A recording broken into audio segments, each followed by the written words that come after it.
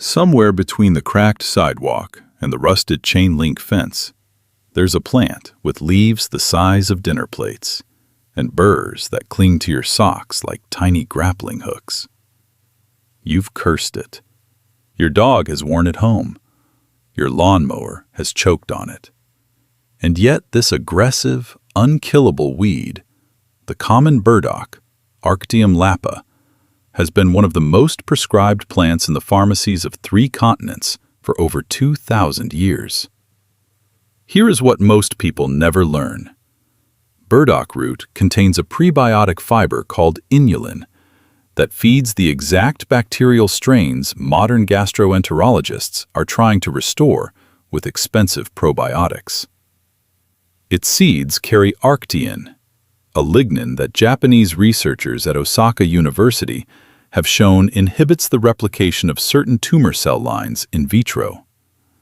And the whole plant, root, leaf, seed, stem, operates as a biological vacuum cleaner, pulling cadmium, lead, and arsenic out of contaminated soil so efficiently that environmental engineers now plant it on purpose at toxic waste sites.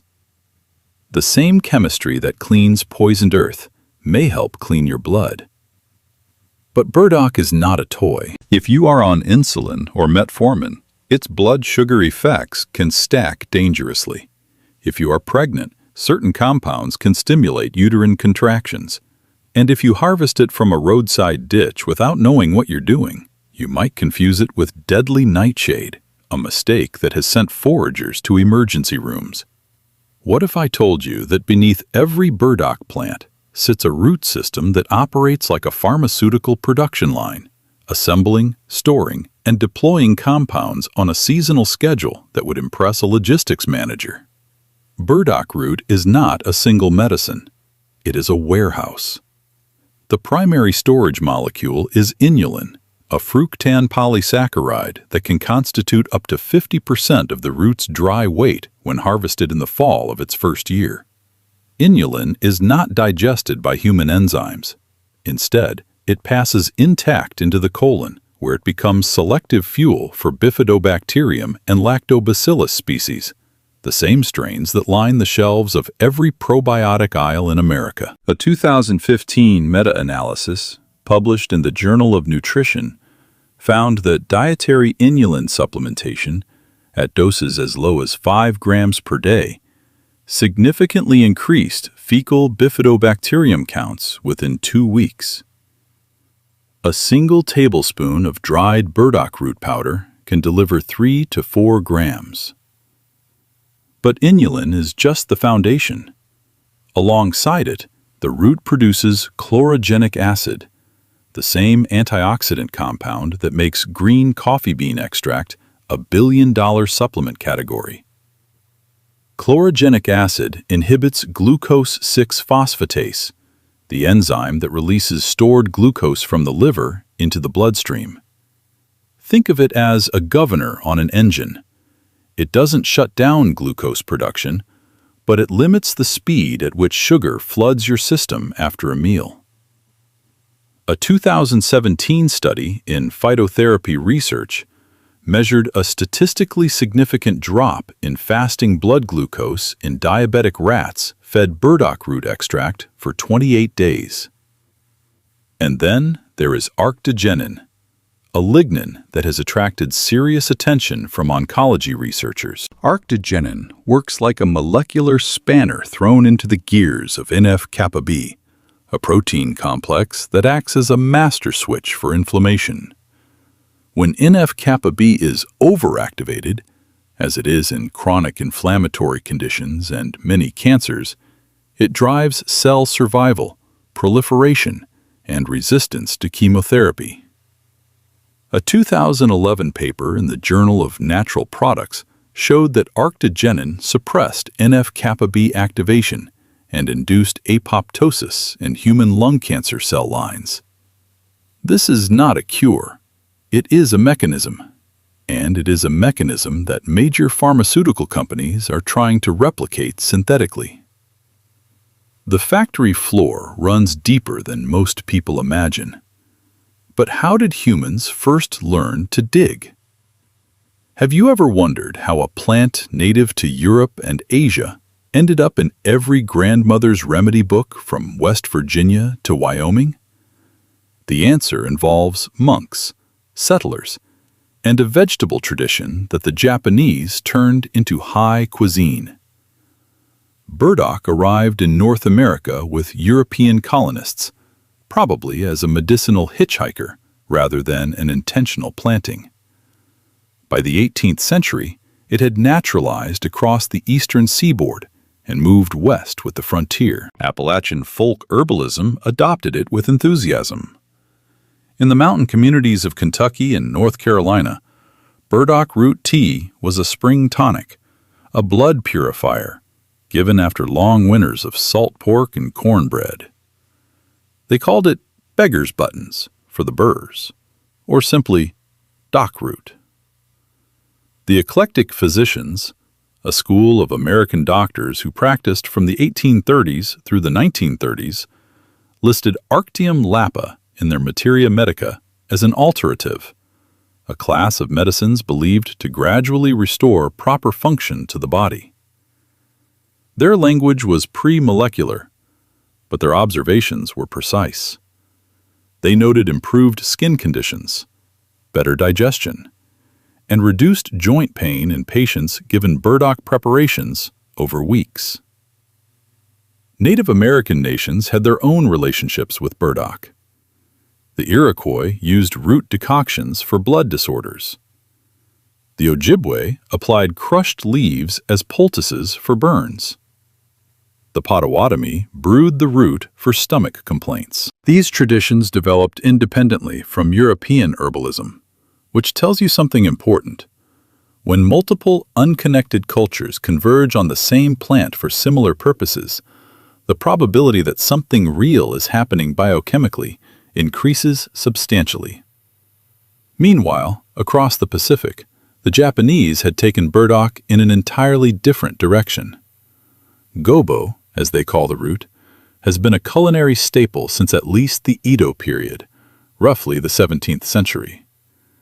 It is julienned, braised in soy and mirin, and served as kinpira gobo, a dish so fundamental to Japanese home cooking that it appears in school lunches nationwide. Japan is the only country that cultivated burdock primarily as a food crop, developing varieties with longer, straighter, more tender roots. And here is the data point that should make any epidemiologist pause. Japan has one of the lowest rates of colorectal cancer in the developed world. Is gobo the reason? Almost certainly not alone. But a daily intake of prebiotic inulin from a whole food source, consumed across an entire population for centuries, is the kind of variable that deserves more than a footnote. The ancestors boiled it. The Japanese sliced it. The eclectic doctors prescribed it. But what happens when the dose goes wrong? Every episode of this series reaches this point, the moment where wonder meets the guardrail. Burdock is generally regarded as safe when consumed as food. The FDA does not object to burdock root tea or gobo on your dinner plate. But generally regarded as safe is not safe for everyone in every situation. And if you're over 45 and managing a chronic condition, you need specifics. First, blood sugar. Burdock root lowers glucose. If you are on metformin, glipizide, or insulin, adding burdock root tea or supplements without adjusting your medication can push your blood sugar below safe levels. Hypoglycemia is not a minor inconvenience. It is a medical emergency that can cause confusion, seizures, and loss of consciousness. If you are a diabetic interested in burdock, you must coordinate with your prescribing physician. Not your herbalist, not this channel. Your doctor, who can monitor your A1C and adjust doses. Second, blood thinning. Burdock contains compounds that may inhibit platelet aggregation. If you are on warfarin, apixaban, or even daily aspirin therapy, this additive effect can increase bleeding risk. A 2014 case report in the Annals of Pharmacotherapy documented a patient on warfarin who developed an elevated INR, a measure of blood thinning intensity, after consuming burdock root tea daily for 2 weeks. The interaction is not theoretical. It is documented. Third, diuretic effects. Burdock has mild diuretic properties, which means it increases urine output. If you are on lisinopril, hydrochlorothiazide, or furosemide, the combination can lead to dehydration and electrolyte imbalances, particularly dangerous drops in potassium. Symptoms include muscle cramps, irregular heartbeat, and fatigue. If you are managing hypertension with diuretics, burdock is not your casual afternoon tea. Fourth, contamination and misidentification. Burdock leaves in their first year, when the plant is a low rosette, bear a superficial resemblance to those of belladonna, Atropa belladonna, which is lethally toxic.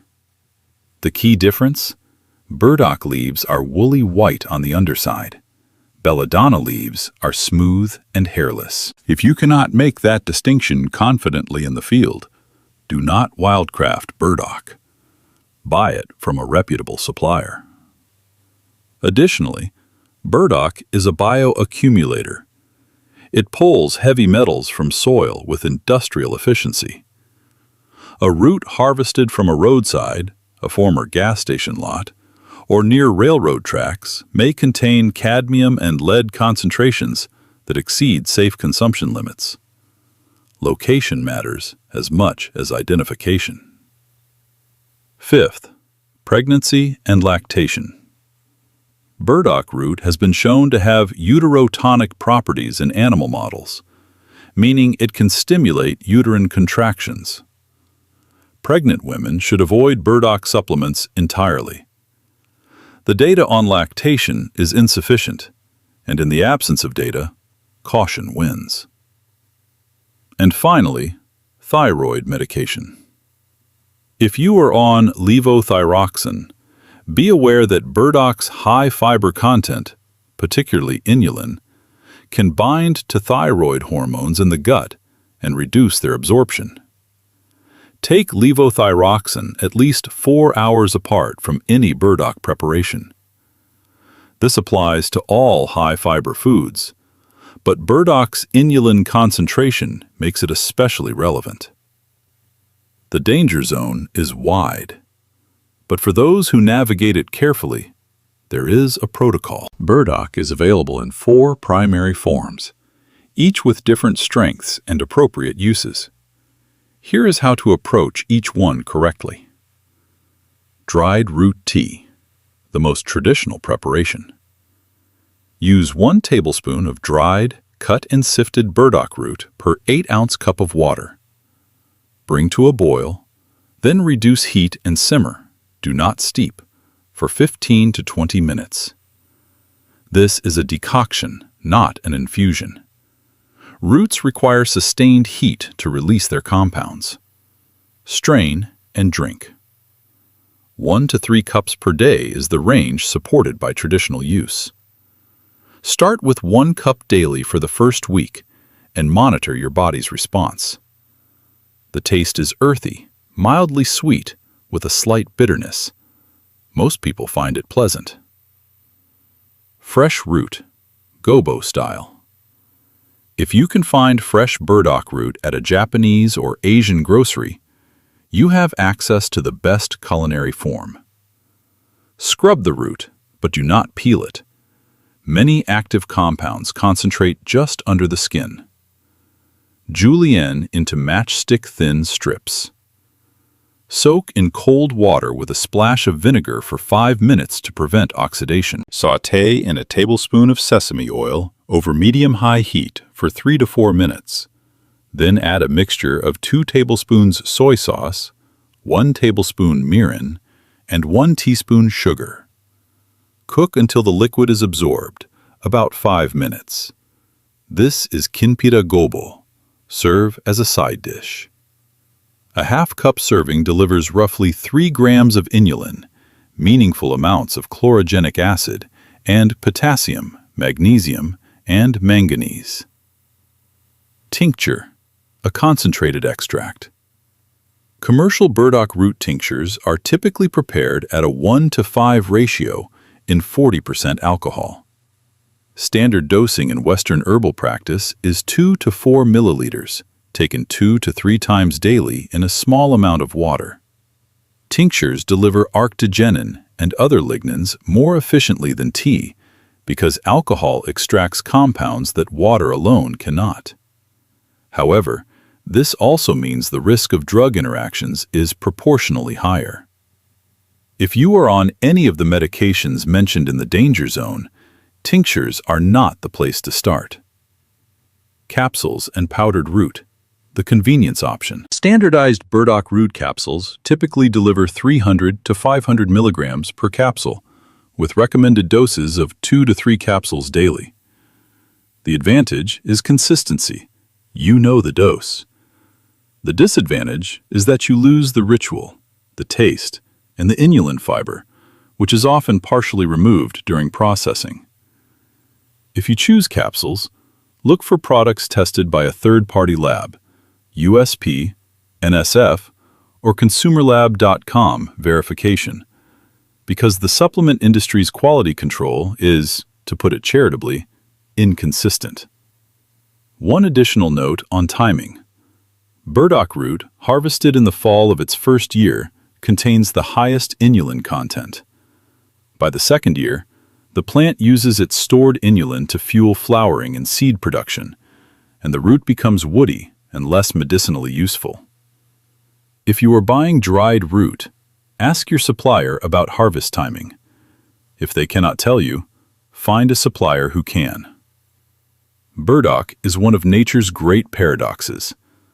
A weed so common that we kick it out of our gardens, yet so chemically sophisticated that it manufactures prebiotics, anti-inflammatories, and heavy metal chelators underground, while we curse its burrs above. It fed Japanese families, healed Appalachian miners, and now cleans the soil at Superfund sites. It is both the humblest plant in the vacant lot and one of the most studied roots in the ethnobotanical literature. Use it with knowledge. Use it with respect.